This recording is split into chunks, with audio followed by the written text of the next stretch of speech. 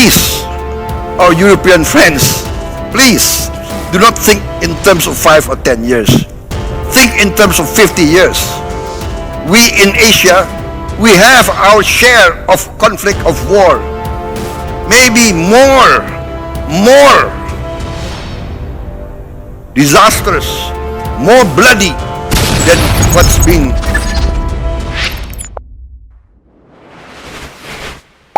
Sahabat bagi-bagi, di tengah perang besar yang berkecamuk, ternyata, diam-diam, TNI telah mengirimkan para prajuritnya ke Rusia, tepatnya ke wilayah Vladivostok. Kalau dilihat di peta, wilayah Vladivostok berada di ujung timur Rusia, dekat dengan perbatasan Cina dan juga Jepang.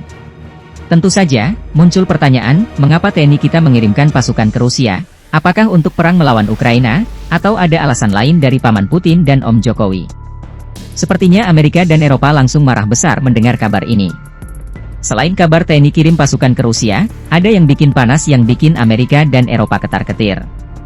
Akun resmi Kementerian Pertahanan Indonesia baru-baru ini mengumumkan dan memposting video tentang pengadaan rudal balistik dari Turki. Lalu, bagaimana pengumuman Kemenhan RI terkait pengadaan rudal balistik ini? Mari kita bahas terlebih dahulu TNI kita yang dikirim ke Rusia sambil seruput kopi. TNI baru-baru ini mengirimkan pasukannya ke Vladivostok, Rusia.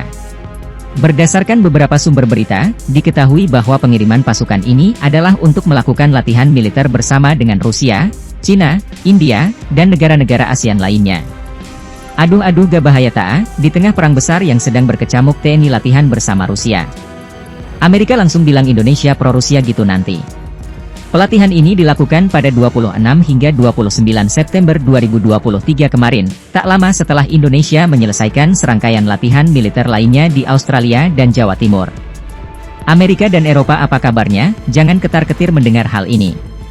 Ini membuktikan bahwa militer kita memang netral dan non-blok. Tidak hanya berkolaborasi dengan negara-negara barat seperti Amerika dan Australia, Indonesia juga bekerja sama dengan Rusia dan Cina. Dan menariknya, latihan ini melibatkan berbagai negara, tidak hanya Rusia, tapi juga Myanmar, Kamboja, Cina, dan India.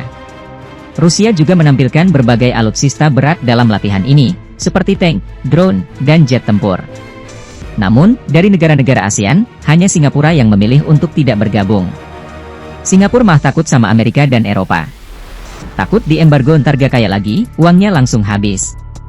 Memang TNI Jo selalu non-blok dan tidak bersekutu dengan siapapun karena kita kuat dan berani melawan sendiri. Lalu ada kabar panas yang bikin Amerika dan Eropa ketar-ketir soal rudal dari sahabat kita Turki. Rudal baru TNI apa Min? Jadi, akun resmi Kemenhan RI mengumumkan bahwa Menteri Pertahanan, Prabowo Subianto, telah menandatangani kerjasama pengadaan alutsista dengan Turki, termasuk pembelian rudal. Kemenhan RI juga menampilkan video rudal tersebut. Diketahui, Indonesia mendapatkan 2 jenis rudal dari Turki. Dan yang menarik, dengan pembelian ini, diharapkan akan ada transfer teknologi, seperti yang telah terjadi dengan drone dan tank yang kini diproduksi di Indonesia. Dilaporkan, rudal yang dibeli memiliki diameter 610 mm dan bobot 2,5 ton. Rudal ini dapat diluncurkan dari launcher khusus dan memiliki jangkauan tembakan hingga 280 km.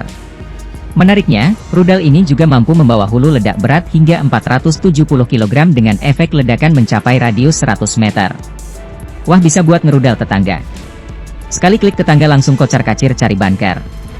Mengenai rudal pertahanan udara, Mr. Murad Kortulus, General Manager dari perusahaan Roketsan, mengatakan bahwa mereka akan mengembangkan sistem pertahanan udara khusus untuk Indonesia. Ini menandakan bahwa ke depan, Indonesia akan memiliki sistem pertahanan udara berlapis, mulai dari jarak dekat hingga jarak jauh.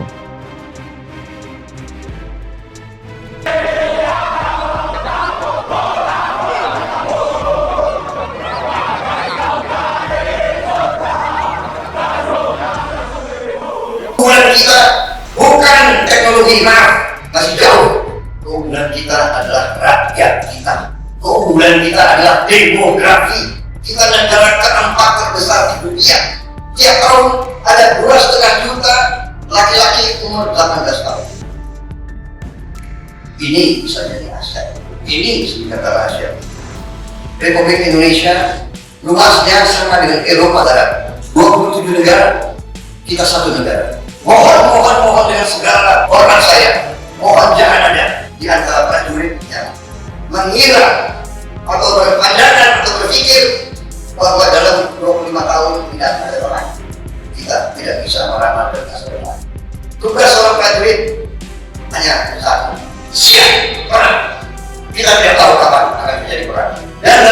manusia, perang selalu terjadi secara tiba-tiba, tidak diduga-duga. Selalu demikian, selalu demikian. Tugas seorang prajurit, apalagi saudara-saudara sebagai pemimpin, tugasnya siap perang. Tugas saya sebagai Menteri Pertahanan, saya harus berjuang sekarang untuk mencari alat-alat senjata, peluru, rudal yang terbaik supaya kalian bisa menang dalam perang.